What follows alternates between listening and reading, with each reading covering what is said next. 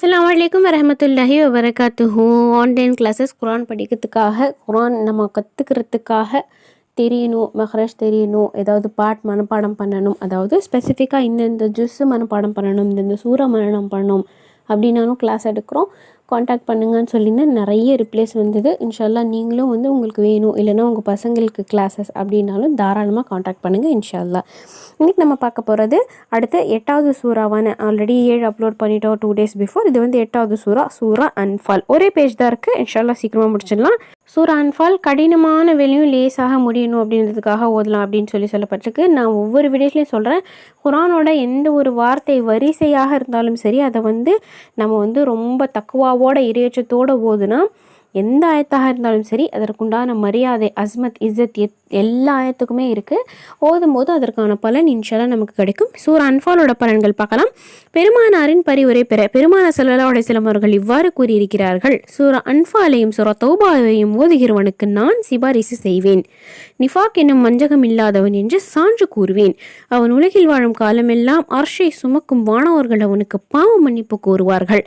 சுப்ஹானல்லாஹ், எவ்வளோ பெரிய விஷயம். அது மட்டும் தான் மென்ஷன் பண்ணியிருக்காங்க. எந்த ஹதீஸ்ன்னு சொல்லி மென்ஷன் பண்ணலை. ரொம்ப பெரிய விஷயம். தௌபாவை பற்றி எவ்வளோ ஹதீஸ்களில் வந்திருக்கு. இன்ஷால்லா ஓதுவோம். டெய்லி நம்மளுக்கு இந்த 2 சூறாவே ஒரு 3 ஜூஸ் கிட்ட வந்துடும். அதை டெய்லி நம்மளால் ரிப்பீட் பண்ணி ஓத முடியல அப்படின்ற பட்சத்தில், நான் சொன்னேன் இல்லையா, மந்த் ஃபுல்லாக ஒரு குரான் ஓதி முடிக்கிறதுக்கு ட்ரை பண்ணுங்கள். அப்படி பண்ணாலும் நம்ம 1 மந்த் இது கண்டிப்பாக ரிப்பீட் பண்ணிகிட்டே இருக்கிறதால அதற்குண்டான பலனும் நமக்கு கிடைக்கும்.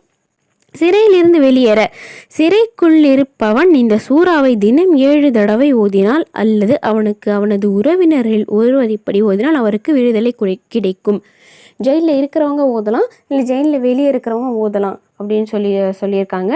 உங்கள் மேலே எதுவும் தப்பு இல்லை அப்படின்ற பட்சத்தில் மட்டும் ஓதுங்க. உங்கள் மேலே தப்பு இருக்குன்னு உங்களுக்கு கன்ஃபார்மாக தெரிஞ்சு நீங்கள் ஓதாதீங்க.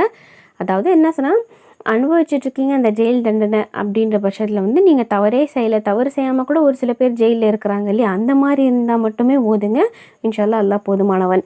அவங்க ஓதலாம். அவங்க எப்படி சொல்கிறாங்கன்னா, முன்னாடி இருக்கிறவங்க எல்லாருமே குரானை பார்த்து ஓதுறதை விட மனனம் செஞ்சு பைஹாட்டாக வச்சுப்பாங்க. அப்படி ஓதும்போது அவங்களுக்கு குரான் பேப்பர்ஸ், பேஜஸ் எதுவுமே தேவையில்லை இல்லையா, ஆல்ரெடி நம்ம மனசில் இருக்குது. அப்படி இருக்கிறவங்க ஜெயிலில் இருக்கும்போதே ஓதிக்கலாம். அப்படி இல்லாதவங்க என்ன பண்ணுறது, அது வெளியே இருக்கிற உறவினர்கள் ஓதி கொடுக்கலாம் அப்படின்னு சொல்லப்பட்டிருக்கு. இன்ஷால்லா 2ல் என்ன முடியுதோ செய்யுங்க. தினம் 7 முறை ஓத சொல்லியிருக்காங்க. உங்களாலே முடியலன்னா ஏதாவது ஒரு ஹசரத் மாரங்க கிட்ட ஒரு காணிக்கை மாதிரி கொடுக்குறாங்க இல்லையா, அந்த மாதிரி காசு கொடுத்து ஓதி கொடுங்கன்னு சொல்லி யாராவது மூத்தா போயிட்டால் கூட அப்படி கூட நீங்கள் நாடி டெய்லி 7 முறைகள் ஓதுற மாதிரி பார்க்கலாம். அவங்க பக்கத்துலேயே உட்காந்து அவங்க ஓதுறாங்களான்னு ஒரு தடவை கன்ஃபார்ம் பண்ணிக்கிறது பெட்டர். கொடிய மனம் திருந்த ஆயத்தை கொடுத்துருக்காங்க. ஆயத்தோட தமிழ் கொடுத்துருக்காங்க. ஆயத்தோட தமிழாக்கம், ஆயத்தோட பொருள் கொடுத்துருக்காங்க. அதுக்கப்புறமா அறிவுரைகளை கேட்டதன்படி நடக்காதவன், நற்காரியம் செய்யும் எண்ணமில்லாதவன், கொடிய மனம் படைத்தவன், இவர்களை திருத்தும் வழி உப்பு கலக்காமல் கோதுமையினால் செய்த ரொட்டியில் மேற்குறிப்பிட்ட வசனத்தை 7 தடவை எழுதி, மையில்லாமல் வெறும் பேனாவினால் எழுதி அதை கொண்டு இவர்கள் நோன்பு திறக்க வேண்டும். மனப்பான்பு மாறுதல் அடைந்துவிடும். ஏதாவது ஒரு காரணத்தை வச்சு சொல்லி அவங்கள நோன்பு வைக்க சொல்லுங்கள். இன்னைக்கு நோன்பு வைங்க, இது கிடைக்கும், அந்த சிறப்பானது அப்படின்னு சொல்லி நோன்பு வைக்க சொல்லுங்கள். ஏன்னா ஆல்ரெடி இதில் என்ன எழுதிருக்கு, அடுத்தவங்க பேச்சை கேட்காதவங்க, கொடிய மனம் இருக்கிறவங்க, அறிவுரை கேட்காதவங்க அப்படி தான் சொல்லப்பட்டிருக்கு. அவங்களாம் நானாக நோன்பு வைக்கிறேன், என் மனசு மாறும் அப்படின்னு நினைக்கிறவங்க ரொம்ப கொஞ்சமாக தான் இருப்பாங்க. இல்லைன்னா ஒரு சில பேர் சொல்லலாம், இப்படி நோன்பு வைப்பா, இது சிறந்ததாக இருக்கும் அப்படின்னு சொன்னாங்கன்னா நீங்கள் நோன்பு வைங்க. நோன்பு வச்சுட்டு அவங்கள இப்படி நீங்கள் அட்வைஸ் பண்ணுங்கள், இந்த மாதிரி சிறப்பானதுப்பா இந்த நாளில் நோன்பு வைக்கிறது அப்படின்னு சொல்லி அவங்கள நோன்பு வைக்க வைங்க. நோன்பு வச்சதுக்கப்புறம் உப்பு இல்லாமல் கோதுமை மாவு எப்போவுமே ரொட்டிக்கு பிசைகிற மாதிரி பிசைஞ்சு ரொட்டி சுட்டுட்டு 7 தடவை இந்த ஆயத்தை எழுதி வெறும் பேனால், மை இல்லாத பேனால் எழுத சொல்லியிருக்காங்க. இங்கு பென் இருக்கு இல்லையா, அதில் எழுதலாம், சிறப்பாக இருக்கும். பேனால் எழுதி நோன்பு திறக்கிற டைமில் அதை கொடுக்க சொல்லியிருக்காங்க. ஆயத்து கொடுத்துருக்காங்க. நீங்களே உங்கள் கைப்பட எழுதுறது சிறந்தது. இல்லை எங்களுக்கு எழுத வராது அப்படின்ற பட்சத்தில் ஹஜ்ரத்மார்களோட உதவியை நாடலாம். பகைவரை வெற்றி கொள்ள அந்த ஆயத்து கொடுத்துருக்காங்க. ஃபஸ்ட்டு நான் ப்ராக்கெட் போட்டு காட்டியிருப்பேன். அது டார்க் பிளாக்கில் எப்போவுமே கொடுக்காம நார்மல் பிளாக்லேயே கொடுத்துருக்காங்க. அது ஆயத்தோட தமிழ். அதுக்கப்புறமா ஆயத்தோட பொருள் இருக்குது. பொருளுக்கு அப்புறமா பார்க்கலாம். இந்த வசனத்தை ரமலான் மாதம் பிற 26 ஒரு காகிதத்தில் எழுதி அதை வெள்ளி மோதிரத்தில் புதைத்து அணிந்து கொள்ள வேண்டும். ஒருவன் இப்படி அணிந்து கொண்டால் அவனுக்கு மகிழ்ச்சி ஏற்படுவதோடு பகைவரையும் அவன் வெற்றி கொள்வான். மகிழ்ச்சியும் ஏற்படும், பகைவரையும் வெற்றி கொள்வோம் அப்படின்னு சொல்லப்பட்டிருக்கு. இன்ஷா அல்லாஹ் செய்யுங்க.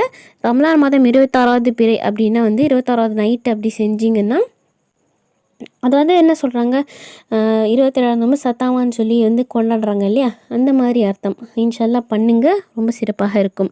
கடினமான வேலை சுலபமாக ஆக, கடினமான சுமை தூக்குகிறவர்கள், சிரமமான வேலைகளை செய்கிறவர்கள் இந்த சூறாவின் 66வது வசனத்தை உபயோகித்து கொள்ளலாம். இந்த வசனத்தை வெள்ளிக்கிழமை அசர் தொழுகையிலிருந்து அடுத்த வெள்ளிக்கிழமை ஜும்மா தொழுகைக்கு பின்னாலும் வேலை இல்லாத நேரத்திலும் இரவிலும் பகலும் அதிகமாக ஓதி வர வேண்டும். அல் ஆன என்று ஆரம்பியமாகும் இந்த வசனம் மஅஸ்ஸாபிரீன் என்று முடிகிறது. இதோட 66வது, அதாவது சூரா அன்ஃபாலோட 66வது வசனத்தை வந்து சொல்லியிருக்காங்க. புக்கில் கொடுக்கல, ஆனால் நான் வந்து நெட்டில் ப்ரௌஸ் பண்ணி வச்சுருக்கேன். தமிழ் தெரியாதவங்களுக்கு தமிழ்லையும் எழுதி வச்சுருக்கேன். டிஸ்கிரிப்ஷன் போனீங்கன்னா அங்கேயும் காப்பி பேஸ்ட் பண்ணியிருப்பேன். இன்ஷால்லாம் உங்களுக்கு யூஸ்ஃபுல்லாக இருக்கும், நீங்கள் பாருங்கள். அதை வந்து கடினமான வேலை, சுமை தூக்குகிறவங்க, சிரமமான வேலை செய்கிறவங்க, இந்த மாதிரி சொல்லியிருக்காங்க. இப்போ வந்து அந்த மாதிரி வேலை செய்கிறாங்க இல்லைன்னு சொல்ல, ஆனால் ரொம்ப ஃபியூ மெம்பர்ஸ், ஒரு சில பேர் தான் செய்கிறாங்க. அப்படி இல்லை, எங்களுக்கு இப்போ இருக்கிற ஜென்ரேஷனுக்கு எல்லா வேலையுமே கஷ்டமாக தான் இருக்குது அப்படின்ற பட்சத்தில் இப்போ இருக்கிற ஜென்ரேஷன் பீப்புள் வந்து தாராளமாக ஓதலாம். நான் எப்போவுமே சொல்கிறது, ஒரு திக்ரை ஸ்டார்ட் பண்ணுறீங்க அப்படின்னா தேவை முடியறதுக்கு மட்டும் ஓதிட்டு விட்டுறாமல் அதை வாழ்க்கையில் ஒரு அங்கமாகவே மாற்றிக்கோங்க. அங்கமாகவே மாற்றிக்கிட்டிங்கன்னா நம்ம வந்து டெய்லி வந்து அதை ஓதுறதை பழக்கமாக வச்சுக்கணும். இஷாக்கு அப்புறம் வந்து சில திக்கர்கள் வந்து நான் செய்கிறேன் அப்படின்னா டெய்லி இஷாக்கு அப்புறம் அந்த திக்கர்களை செய்கிறத தவறாதீங்க. இஷா வந்து எனக்கு தூக்கம் கரெக்டாக இருக்கும், அதனால் ஃபஜ்ருக்கு அப்புறம் செய்கிறேன்னா ஃபஜ்ருக்கு அப்புறம் அதை செய்கிறத என்ன உங்கள் ரொட்டீன் மாறணும் அதை மட்டும் மாற்றி காட்டிங்க. இன்ஷால்லா அதுவே போதுமானது.